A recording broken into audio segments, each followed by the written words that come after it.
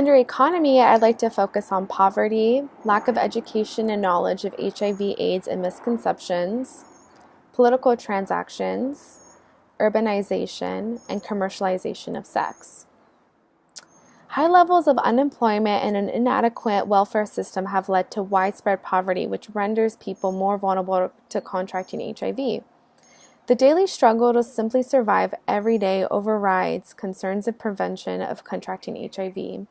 Strategies taken on by people in desperate attempts to survive, such as migration to find work and sex work, are common strategies.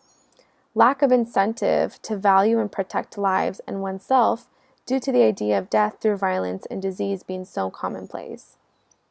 Poverty is also associated with low levels of education and knowledge about HIV and how to prevent it. Under lack of education knowledge of HIV and misconceptions, those with low levels of formal education and who lack access to information about AIDS are at a higher risk of not knowing the basic facts about HIV. Women have a higher rate of illiteracy than men and typically have a lower basic education.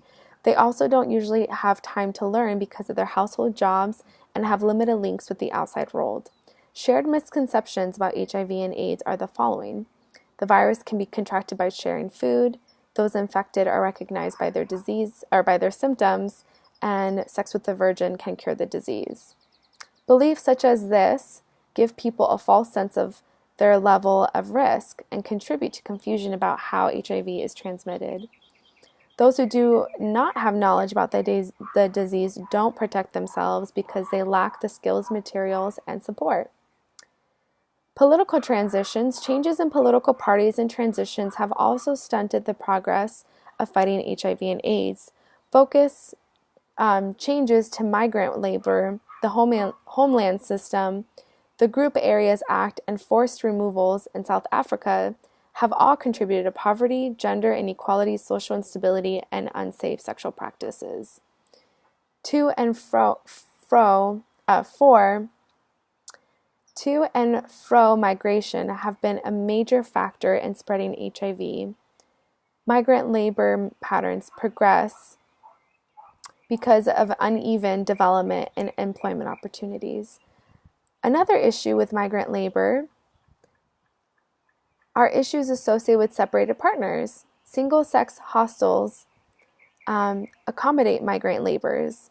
Men can become HIV infected at their place of work and then can carry the infection back home and pass it on to their wives and their unborn children.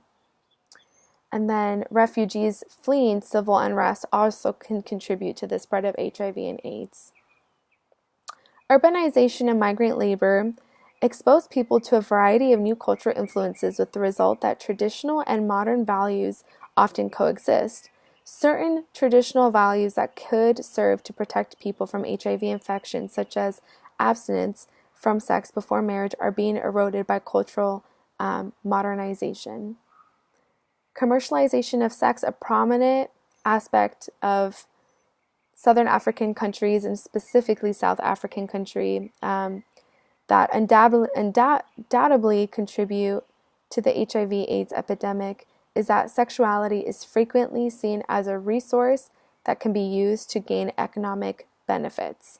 Men gain social prestige by having material possessions and being in relationship with several women.